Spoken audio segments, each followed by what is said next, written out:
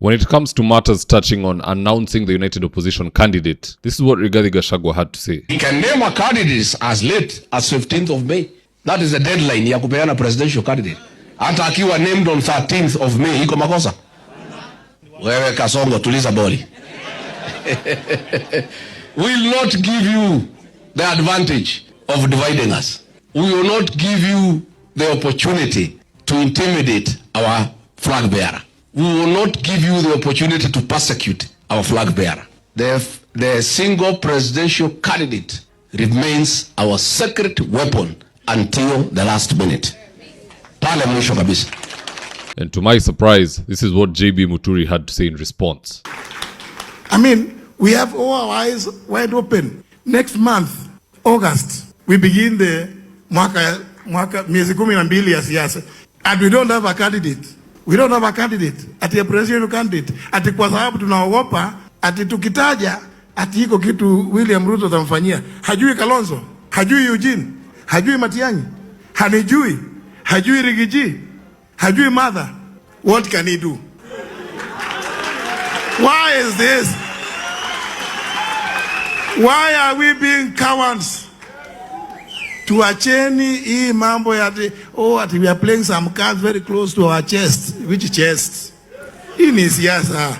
Now in this video, let us look into some of the reasons why Rigathi Gashagua and JB Muturi have broken rank on this issue of announcing a candidate as early as now. And so with no further ado, let's get after it. Let's start off with Rigiji. The first reason why he's not keen to select a presidential candidate is because he believes the Court of Appeal will clear him to run. So under no circumstance can a candidate be announced when he has not finished his legal process, because then that only puts him at a disadvantage. Because of what use is Kalonzo being announced as the opposition candidate today and Gashagua gets acquitted on November? He won't be able to mount a challenge. So to preserve his own options, he is fighting to the very end. That is why he wants it announced towards the election, at the very last minute. Second reason why Gashagua is delaying the announcement of the opposition candidate is because he's crafting and preparing an heir apparent. If you look at Raila Odinga, he's been a key figure in our politics for years, decades even, but he never prepared somebody to succeed him when he's gone. Which is why amongst the ODM deputy party leaders, the three of them, Abdul Swamad, Osotsi, and Simba Arati, none of them was elevated to become party leader. They had to go look outside and bring in Oburu, who doesn't really represent the future. So there was no one prepared to take over the reins of power. But Gashagua is trying to do it differently. Look at Olkalau, for instance. There's a reason why Linda Mwananchi and Kangata were told not to go to Olkalau. Because according to Rigathi Gashagua, the point person in Olkalau is John Methu. A victory by Sami Kamau Ngodho in Olkalau will be attributed to John Methu. His political status and rank will rise. Notice how Gashagua has been elevating him pole pole. He made him SG of DCP. He has also made him the point person in Olkalau. So when it comes down to it and Gashagua is permanently impeached, if it comes down to it, he will be looking to negotiate for John Methu to be Kalonzo's deputy, for John Methu to be the prime cabinet secretary in that arrangement, or something along that line. So long story short, the delay from Rigathi Gashagua's side is to keep his own options open, and in case those options are closed, he wants to have built the persona and political aura of his heir apparent, which is John Methu. Now on the flip side, why is JB Muturi eager to announce a presidential candidate? Simple. He has already negotiated a position with Kalonzo, and that's why as we speak, Sahi is openly campaigning for Kalonzo Musyoka. Just listen into this. Hii mambo ya ati we are playing some cards very close to our chest. Which chest? Hii ni siasa. Mimi nataka niseme hivi. Hapa Kamulu, bele yako Apostle Musili and the entire clergy. If it is not me, unajua hawa ndio nisema hawa vijana wadogo wako huku, you are dealing with a very experienced person. In fact, I went to politics when Apostle Musili began his ministry. So the only person that I can defer to in politics is Dr. Stephen Kalonzo Musyoka, who went into politics in the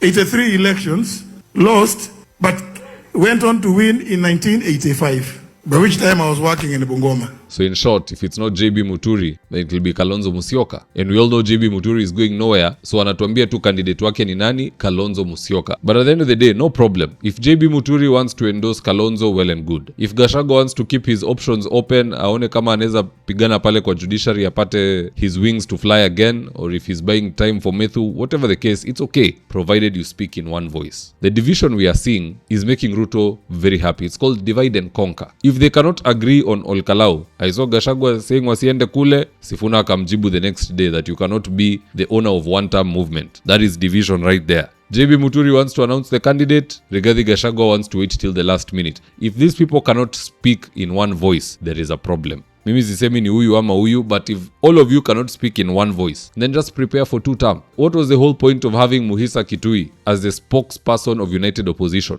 If everyone goes on and says their own things, it makes no sense. Na hii ni dalili ya kuna watu kadhaa watakosana kwa hii United Opposition, and some of them will be on their way to government. Unajua tujajua watu vizuri, hatujui ni nani akipewa 1 billion in cash atahama United Opposition. Tutawajua hiyo wakati. But anyway, be that as it may, guys, that's just my opinion. Do drop me your comments section below. I'll do best to read them and to give you a response. So with that, here today's ads of the day. Enhance your credit management skills at the Kenya School of Credit Management. They offer a 4-month online course where you get to learn credit analysis and relationship management, a highly sought after skill in our current leading market. To get started, call 0727 499 561 or 0722 712 669 or visit www.creditschoolmanagement.net. Register now ahead of the July 2026 cohort. Interior design is one of those things you can't afford to get wrong. So if you're looking for experts to do your gypsum, wainscoting, paintwork, tiles, washrooms, and kitchen, reach out to Dhaka Living on 0706 026 218. That's 0706 026 218. If you're here for the first time, please go on and hit the subscribe button. And if you're watching for a different platform, just head on over to YouTube, search for David Wafula. Hit the subscribe button, you're going to be getting a ton of content of this nature. If politics is something you're passionate about, this is definitely the one channel that you really need to subscribe to. Alright guys, adios.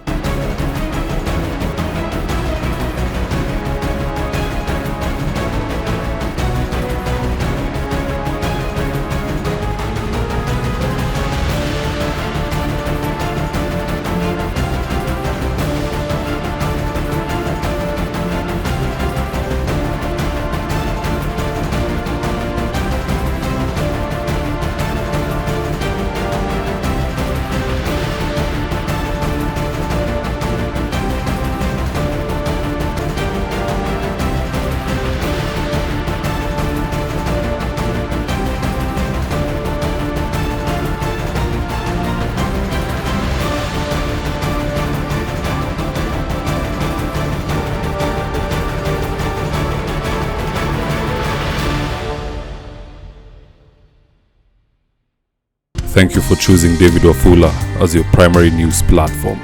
We put countless hours in research, recording, and editing.